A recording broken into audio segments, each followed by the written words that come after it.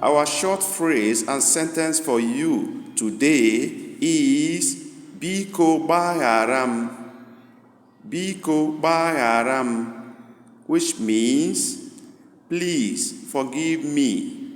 Biko Bayaram. And when you say this to somebody and the person accepts, what is the response you expect from that person? He will say, Odimma abaramgi. Odimma abaramgi. Which means, it is okay, I forgive you. Please pay special attention to the color of each word, as they are meant to identify their individual meanings. This we do to help you not only to speak Igbo language, but to be able to write also, if you intend to do so. So pay attention to the colors and go out there and practice this. You won't learn how to speak by only watching this video. Practice and practice.